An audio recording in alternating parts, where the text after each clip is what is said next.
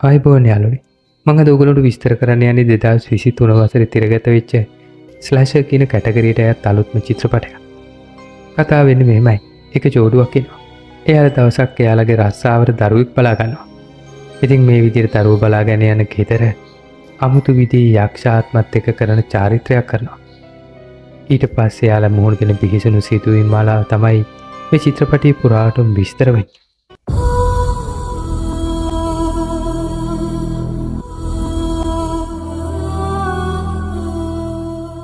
චිත්‍රපටයේ කතාව පටන් ගන්නකොටම අපිට පෙන්නනවා සින්දුවක් අහගෙන ඉන්න එලිස්. එලිස් ඊට පස්සේ යන්නේ එයාගේ නාන කාමරේ පැත්තට. එතකොට තමයි එයා දකින්නේ එයාත් එක්ක එකට හිටපු යාළුවෝ නාන කාමරේ ඇතුලේ මරලා දාලා තියෙන හැටි. ඒ එක්කම අපිට පෙන්නනවා අමුතු විදියට මූණ පාට කරගෙන ඉන්න ලව බොයිස් කියන කෙනෙක් ඇවිල්ලා මේ එලිස්ට පිහියකින් අනින්න පටන් ගන්නවා. ඊට පස්සේ අපිට පෙන්නන්නේ මේ සිද්ධියෙන් දවස් ගානකට පස්සේ පීබී කියන විශ්වවිද්‍යාලයේ ඉගෙන ගන්න කෑල් ළමයි. ඒ වගේම එයාගේ යාළුවෝ දෙන්නෙක් වෙන ක්‍රිස්ටිනුත් මයිකුත් කෙන ජෝඩුව. එයාලාට විභාගයට පැය 48කටත් වැඩිය අඩු කාලයක් තමයි තියෙන්නේ. ඒ හින්දා එයාලා පුස්තකාලේ පාඩම් කර ඉන්නවා. පීබී කැම්පස් එකේ ඉගෙන ගන්න වැඩ කරන ගමන්. ඉතින් එයාට හෙට හැන්දෑවේ තියෙනවා පුංචි දරුවෙක් බලා ගන්න පොඩි ජොබ් එකක්. සල්ලි හොඳට හම්බෙන හින්දා ඒක එයාට බැරි කියන්නත් බෑ. ඒක එයා යාළුවෝ දෙන්නට කියනවා.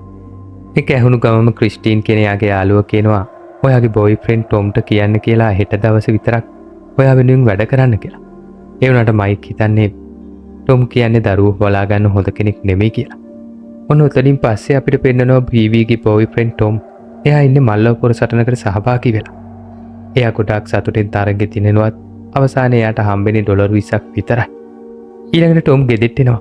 ගෙදෙට්ට ආවට පස්සේ එයාට බීබීට පෙන්නන්නේ අර චිත්‍රපටයේ මුලින්ම පෙන්නපු ඊලිස්ගේ අතුරුදහන් වීමේ පෝස්ටරේ. එලිස් කියන්නේ පීබීත් එක්ක එකට ඉගෙනගත්ත විශ්වවිද්‍යාලේ හිටපු යාළුවෙක්. ඉතින් ඒක දැක්ක ගමන්ම එයා අවුල් වෙනවා. ඊට පස්සේ පීබී ටොම්ගෙන් ඉල්ලනවා හෙට රැට ග්‍රේස් කියන පුංචි ළමයෙකු බලා ගන්න තිනවා. ඔයාට ඒක කරන්න පුළුවන්ද කියලා. මොකද එයාට හෙට රැ පාඩම් කරන්න වෙනවා කියලාත් එයා පැහැදිලි කරනවා. ටොම් මුලින්ම කියනවා මට ඒක කරන්න බෑ කියලා. ඒත් පීබී පැහැදිලි කරලා කියනවා මේ වෙලාවේ අපිට ගොඩක් සල්ලි ඕනේ හින්දා මේ වැඩේ පාර ගන්න කියලා. ඉතින් ටොම් අකමැත්තෙන් වුණත් වැඩේ පාර ගන්නවා. ඊළඟ දවසේ ටොම් ටිකක් දුරින් පිහිටලා තියෙන මේ ගෙදර දරුවෝ බලා ගන්න එනවා. එයාට ගීල් සහ බාබි පෝස්ටර් කියන ජෝඩුව හම්බ වෙනවා. එයාලා දෙන්නේ එයාගේ දරුවෝ බලා ගන්න පිරිමියෙක් ආවට පස්සේ පොඩක් අවුල් වෙනවා. ඒත් පස්සේ මේ පිරිමියව විශ්වාස කළා. එයාලා තීරණය කරනවා දරුවෝ බලා ගන්න එයාට දෙන්න. ඔතෙන්දී අපිට දැනගන්න ලැබෙනවා ග්‍රේස් කියන්නේ ගීල්ගේ දුව නෙවෙයි කියලා. එයා බාබිත් එක්ක බැඳලා හරියට මාස 7ක් තමයි ගත වෙලා තියෙන්නේ. ඉතින් මේ ජෝඩුව මේ දුවව බලා ගන්න එක්කෙනාට දුවව අඳුන්වලා දෙන උඩු තට්ටුවට එක්කගෙන යනවා. ඒ වුණත් මේ වෙලාවේ ග්‍රේස් ඉන්නේ වීඩියෝ ගේම් එකකට ඇබ්බැහි වෙලා හින්දා එයාට එච්චර ඒ ගැන උනන්දුවක් ඇති වෙන්නේ නැහැ. කොහොම හරි මේ ජෝඩුව පිට වෙලා ගියාට පස්සේ ටොම් ඉස්සරහ දොර ලොක් කරලා දානවා. එතෙන්දි දුර ඉඳගෙන එයා දිහා බලාගෙන ඉන්න අద్భుත චරිතයක් අපිට පෙනුනත් එයා ඒ ගැන දන්නේ නැහැ. ටොම් පස්සේ ග්‍රේස් ළඟට ගිහිල්ලා එයාත් එක්ක යාළු වෙන්න try කරනවා. ඒ වුණත් ග්‍රේස් ඉන්නේ තාමත් එයාගේ වීඩියෝ ක්‍රීඩාවලට හොඳටම ඇබ්බැහි වෙලා. ටොම් ටික වෙලාවකට පස්සේ පීසා එකක් ඕඩර් කරනවා. ඉතින් මේ පීස් එකක් අරගෙන එන්නේ කොල්ලෙක්. එයා මේ මල්ලවපුර ක්‍රීඩකයා ටොම්ට ගොඩාක් ආසයි. ඉතින් ටොම් එක්ක ෆොටෝ එකක් ගන්නත් එයා ඕනේ කියනවා. ඉතින් ඊට පස්සේ පොඩි වෙලාවක් කතා කළා මේ පීස් එක බෙදපු කොල්ල එතනින් පිටත් වෙලා යනවා. එතකොට තමයි එයා දකින්නේ ඈත තියෙන පුංචි ගෙදරක ඉඳන් කවුරු හරි එයාගේ කාර් එක දිහා බලාගෙන ඉනවා. එයාට හිතෙනවා නිකමට වගේ අර එබිල බලපු මිනිස්සයා කවුද කියලා හොයලා බලන්න. එයා මේ පුංචි ගේ ඇතුළට ගියාට පස්සේ එකපාරම ලවබෝයි කියන අර චිත්‍රපටයේ මුලින්ම පෙන්නපු ඝාතකයා ඇවිල්ලා එයාගේ එක පාරකින් උකුර කපලා දානවා. ඊට පස්සේ මේ වෙස්මුණු මිනිසයා ටොම්ගේ කාර් එක ළඟටත් ඇවිල්ලා ඒකේ වයරුත් කපලා දානවා. අනිත් පැත්තෙන් ග්‍රේස්ට ටොම් දෙකක් හදනවා. ඔය අතරේ අපිට පෙන්නන උඩ තට්ටුවේ හිමීන් දොරක් ඇරලා එනිමගක් විලා ආයුධත් එක්ක මිනිස්සු දෙන්නෙක් ගේ ඇතුළට ඇතුල් වෙනවා. මෙයාලා දෙන්නම ඉන්නේ වෙස්මුණු දාගෙන. එකෙන් එක්කෙනෙක්ගේ නම බර්නි. බර්නි ගිහිල්ලා කුස්සියේ ඉන්න ටොම්ව බය කරන්න හැදුවත් ටොම් අහනවා ඔයා කවුද කියලා. අනිත් පැත්තෙන් අපිට පෙන්නන්නේ දෙවෙනි මිනිසයා. එයා ස්පින් හෙඩ්. එයා යන්නේ කෙලිම ගේස් දිහාවට. ගිහිල්ලා එයාව බය කරනවා. මේ වෙලාවේ පල්ලෙහා තට්ටුවෙන් එකපාරටම කෑකැහිල්ලක් ඇහෙනවා. ඒත් බර්නි ටොම්ට තර්ජනය කරනවා ওই විදිහටම බිම දිගා වෙලා ඉන්නේ කියලා. එහෙම කියනවත් එක්කම ටොම් කරන්නේ අතේ තියෙන උණු වතුර කේතලේ එකපාරටම බර්නිගේ මූණට ගහලා මූණ පුච්චනවා. ඊට පස්සේ එයාව අල්ලගෙන ගිහිල්ලා ගිනි උඳුරට මූණ ඔබලා එතනිනුත් පුච්චනවා. වේදනාව දරා ගන්න බැරුව අර මිනිස්සේ එකපාරටම සිහිය නැති වෙනවා.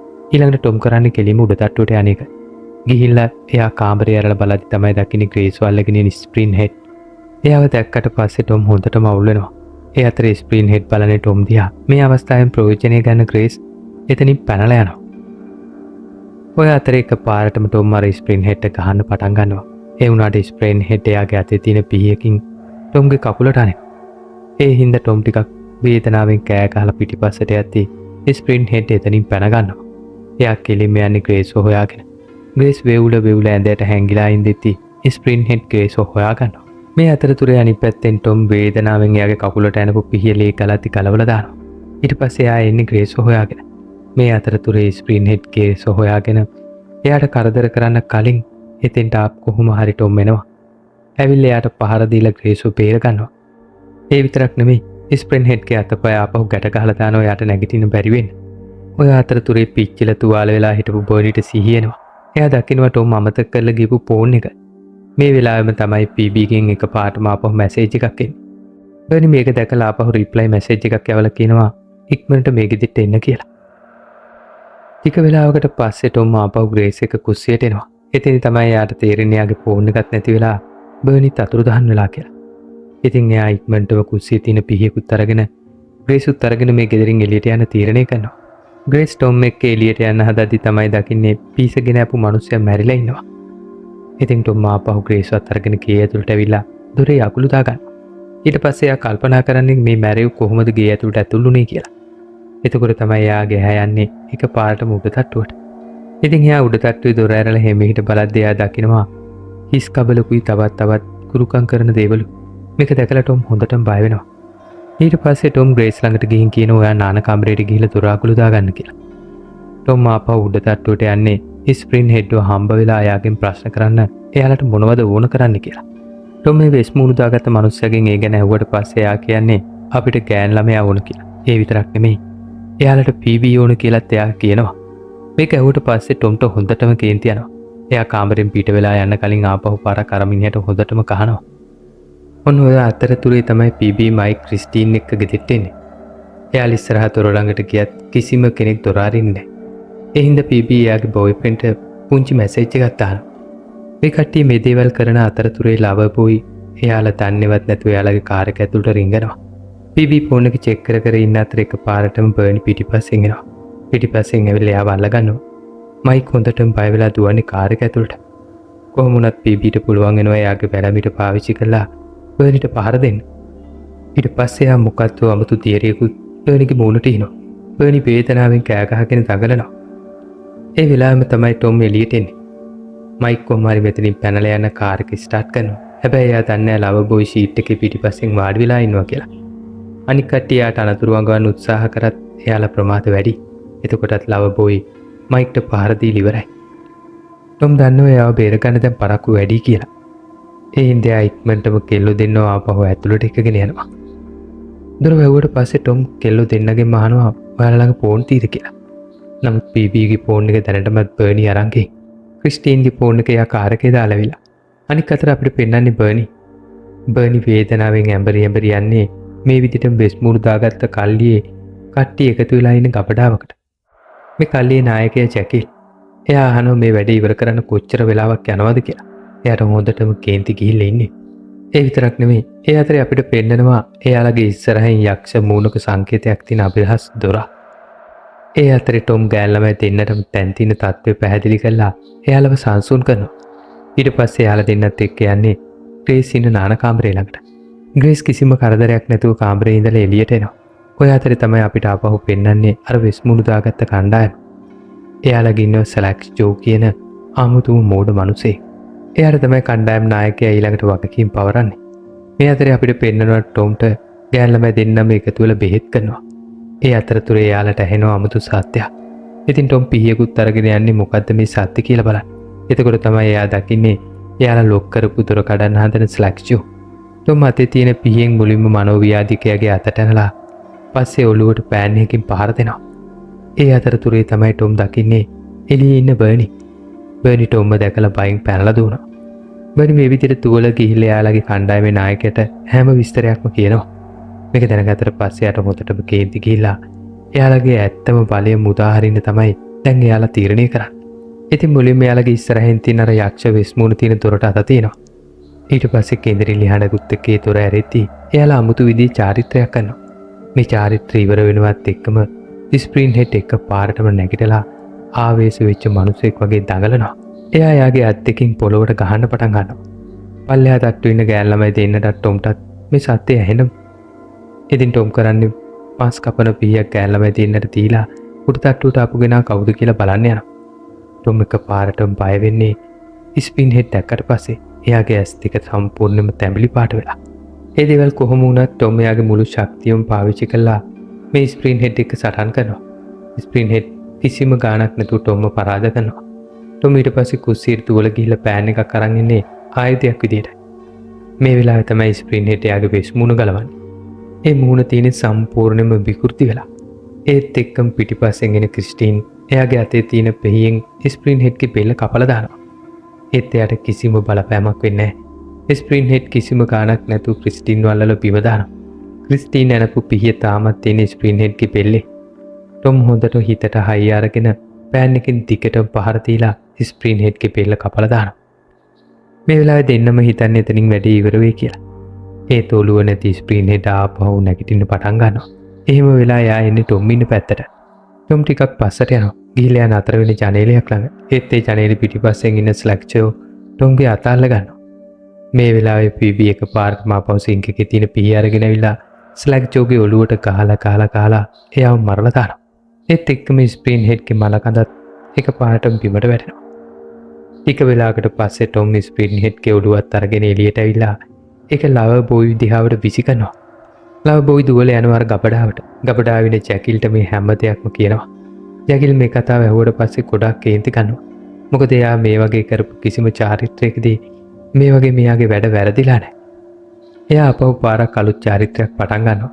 එයා අර අභිරහස් දොර තට්ටු කරාට පස්සේ ඒ දොර හෙලවෙන්නේ හරියට හදවතක් ගැහෙනවා වගේ. මේ චාරිත්‍රයත් එක්කම මැරිලා ඉන්න මයික්ට ආපහු පණ එනවා. ඒ කියන්නේ මයික්ට යක්ෂ ආරූඪ වෙච්ච පිල්ලියා. මයික් ගිහිල්ලා දොරට තට්ටු කරනවා. ක්‍රිස්ටින් තමයි දොර අරින්නේ.